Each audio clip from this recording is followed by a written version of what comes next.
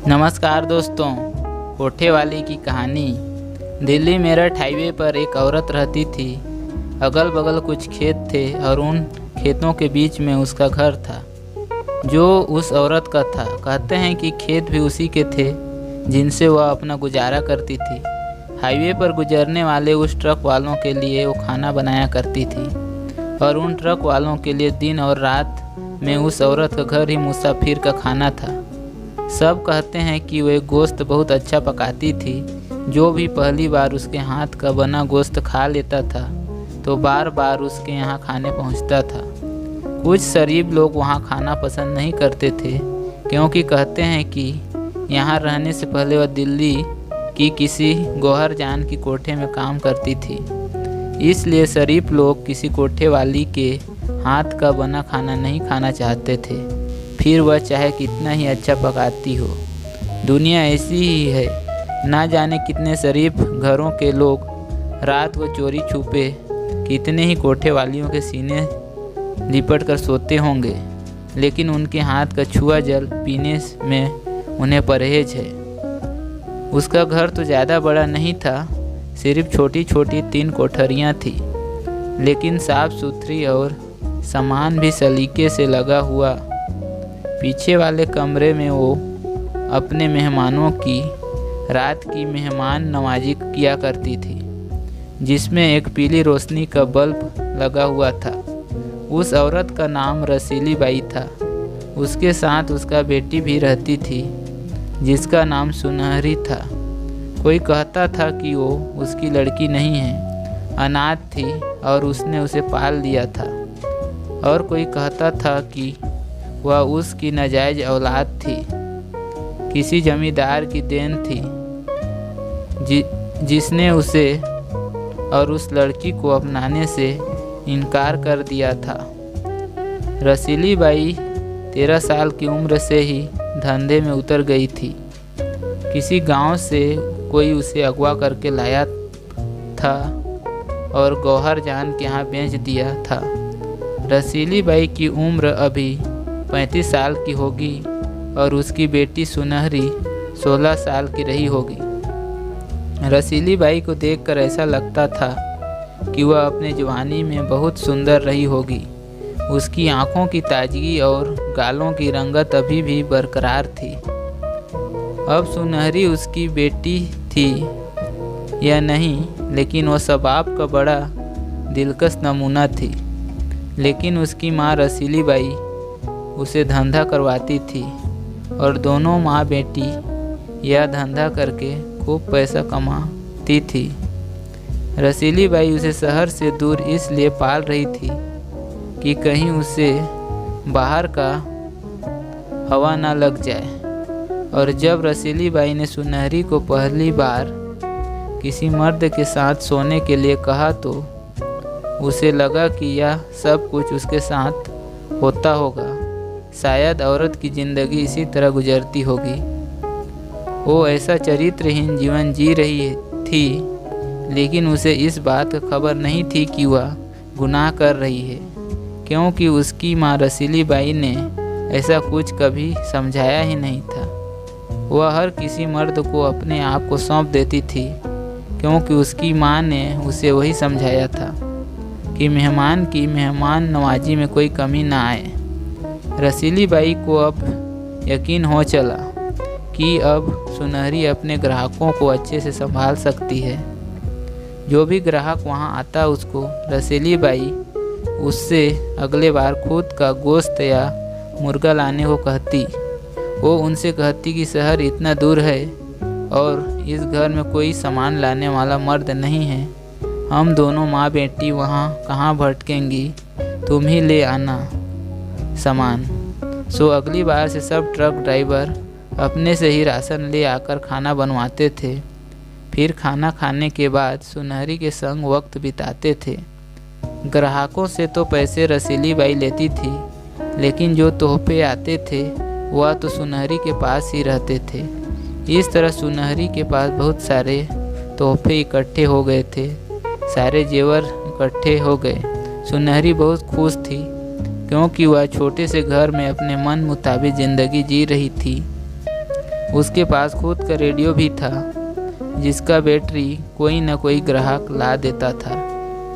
जिस रास्ते पर उसको डाल दिया गया था वह उसको खुशी खुशी अपना लिया था। वह बाहरी दुनिया के बारे में कुछ नहीं जानती थी, केवल उसे इतना पता था कि बाहर एक सड़क है और उस सड़क पर ट्रक रुकते हैं और उस ट्रक ड्राइवर उसके ग्राहक होते हैं और वह उसके लिए तोहफे लाता है। कुछ ग्राहक ऐसे होते थे जो ज़्यादातर आते थे और कुछ ऐसे भी थे जो केवल खाना खाने के लिए ही रुकते थे, लेकिन सुनहरी के स्वभाव का मज़ा लेकर भी जाते थे। रसीली बाई का यह काम 1.5 बरस से कर रही थी, लेकिन पुलिस वालों को इसका खबर नहीं था। सिर्फ वही लोग उसको जानते थे जो लोग वहाँ आते थे। फिर एक रोज़ एक खूबसूरत सा बांका नौजवान आया जो किसी ईंट भट्ठे के मालिक था। वो वहाँ पहुँचा तो रसीली बाई फौरन उसकी खिदमत में हाजिर होते हुए बोली, क्या पकाऊं? मुर्गा, बकरा, तीतर या बटेर? तब वो जवान बोला, मैंने तो यहाँ किसी और चीज़ का लुत्फ़ लेने आया था, लेकिन लगता है यहाँ से निराश होकर लौटना पड़ेगा, क्योंकि लोगों ने जैसा बताया था वैसा तुम बिल्कुल नहीं हो। तब रसीली बाई बोली, आप गलत समझ रहे हो, आपकी मनपसंद चीज़ तो पीछे वाली कोठरी में बैठी हुई है। फिर वो बांका जवान अंदर पहुंचा और सुनहरी को देखकर पागल हो गया। अब वो और सुनहरी के पास ज़्यादातर आने लगा था और आते ही रसीली बाई के मुंह पर नोटों की गड्डी फेंककर पीछे वाली कोठरी में चला जाता था। सुनहरी के दिल में वह युवक ने जल्दी ही अपनी जगह बना ली। उसका नाम लल्लन था। सुनहरी को उसके नज़दीक आकर अलग सा सुकून मिलता था। लल्लन अच्छे कद काठी का था, उसका जिस्म गठा हुआ और वह बहुत ही खूबसूरत था। उसकी बाहों में सुनहरी को सुकून महसूस होता था। जिस्मानी और रूहानी प्यार क्या होता है यह लल्लन ने सुनहरी को बताया, इसलिए सुनहरी भी उसे चाहने लगी थी। जब वह कभी नहीं आता था तो वह रेडियो पर दर्द भरे गाने सुनती थी, उसके लिए आहें भरती थी। अब एक दूसरे ग्राहक के पास जाने से कतराने लगी थी। उन लोगों से हम बिस्तर होने में अब उसे घिन आने लगी। इस तरह से और दूसरे ग्राहक भी रसीली बाई के यहाँ आने में कतराने लगे, क्योंकि कहते थे कि अब सुनहरी में वो बात नहीं रही, वो अब हमें खुश नहीं कर पाती। अब जाड़ा आ चुका था और कड़ाके का ठंड पड़ रहा था। इसी तरह एक हफ्ता गुजर गया, लेकिन कोई भी ग्राहक रसीली बाई के पास नहीं आया। उसी रास्ते से जाने वाले कितने जानने वाले ट्रक ड्राइवर उसी से गुजर जाते थे, लेकिन रसीली बाई के यहाँ कोई भी नहीं रुकता था। एक हफ्ते बाद लल्लन फिर रसीली बाई के यहाँ आया, लेकिन इस बार उसने रसीली बाई के मुंह पर पैसों की गड्डी नहीं फेंकी और सीधा सुनहरी के पास पीछे वाली कोठरी में चला गया। अब तो रसीली बाई को बहुत गुस्सा आया, क्योंकि अब ग्राहक ना आ रहे थे और ना ही लल्लन उसे पैसा दे रहा था। वो मुफ्त में मज़ा लूट रहा था। उस रोज़ तो रसीली बाई कुछ न बोली, चुप रही। फिर ऐसे ही एक हफ्ता गुजर गया, लेकिन कोई भी ग्राहक ना आया और अगले हफ्ते फिर लल्लन आया और रसीली बाई को कुछ दिए बिना ही फिर से सुनहरी के पास पीछे वाली कोठरी में चला गया। अब तो रसीली बाई गुस्से से आग बबूला हो गई। जब बहुत देर बाद लल्लन भीतर से बाहर आया तो रसीली बाई से बोला, रसीली बाई, मैं सुनहरी से विवाह करना चाहता हूँ। अब तो रसीली बाई सकपका गई, क्योंकि सुनहरी तो उसकी रोजी रोटी का जरिया थी। अगर वह ब्याह कर चली जाएगी तो फिर वह भूखे मरने लगेगी। लेकिन वह लल्लन को भी सबक सिखाना चाहती थी। उसे सुनहरी से भी कोई प्यार नहीं था, वो तो बस उसने इसलिए प्यार दिखाया करती थी, क्योंकि वो उसका रोजी रोटी का जरिया था। लेकिन फिर भी रसीली बाई ने सब्र से काम लेते हुए ललन से पूछा कि कब शादी करना चाहते हो सुनहरी से। तो ललन कहता है, तुम जब कहो तब कर लूँगा। तो ठीक है, मुझे भी कुछ मोहलत दे दो। इस महीने की 15 तारीख को तुम आ जाना, सुनहरी को मैं तुम्हारे सुपुर्द कर दूंगी। इतने दिन मैं सुनहरी के साथ हंसी खुशी के दिन बिताना चाहती हूँ, फिर तुम उसे शहर ले जाकर वहीं उससे ब्याह कर लेना। रसीली बाई बोली, ठीक है रसीली बाई, बहुत बहुत शुक्रिया। मुझे यकीन नहीं होता है कि तुम इस विवाह के लिए मान गई हो। ललन ने बोला, कैसे ना मानती, मैं भी तो तुम्हारी खुशी चाहती हूँ, रसीली बाई बोली। और इस बात से सुनहरी भी बहुत खुश हुई, जो दरवाजे के पीछे खड़ी दोनों की बातें सुन रही थी। और इसके बाद ललन चला गया और इधर माँ और बेटी साथ रहकर खुशी खुशी अपना दिन गुजारने लगे। और 15 तारीख को ललन शाम के वक्त आ पहुँचा। तब उसने रसीली बाई से सुनहरी के बारे में पूछा।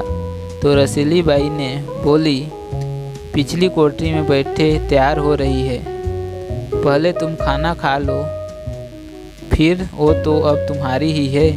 यह सुनकर ललन बहुत खुश हुआ और रसीली बाई से बोला, हाँ भूख तो लगी है, पहले तो खाना ही खा लेता हूँ। फिर रसीली बाई ने कलेजी के साथ साथ ललन को शराब भी परोसी। ललन ने खाना खाया तो बोला, रसीली बाई क्या बात है, आज का गोश्त बड़ा ही नरम नरम और बहुत रसीला है, बड़ा लजीज है, बहुत अच्छा बना है, और मिलेगा क्या। तब रसीली बाई डेगची में से निकालते हुए गोश्त बोली, हाँ हाँ, और लो, यह सब तुम्हारे लिए ही हैं। और फिर उस रात ललन ने जी भर के गोश्त खाया। और खाना खाने के बाद रसीली बाई से कहा, अब मैं तुम सुनहरी के पास जाऊं।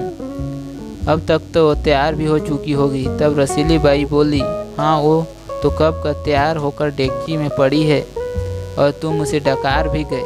रसीली बाई की बात सुनकर ललन के होश उड़ गए। और फिर रसीली बाई ने हंसिया पकड़कर ललन की गर्दन पर वार किया। और फिर दूसरे दिन सभी ट्रक वालों को मुफ्त में गोश्त खिलाया, जो कि ललन का था। और सबसे कह दिया कि सुनहरी को ललन ने ना जाने कहाँ भगा कर ले गया है। ये थी कोठे वाली रसीली बाई की कहानी। अगर आपको कहानी अच्छी लगती है इस तरह को, तो इस वीडियो को लाइक करें और इस चैनल को सब्सक्राइब करें। इस वीडियो को देखने के लिए आपका धन्यवाद।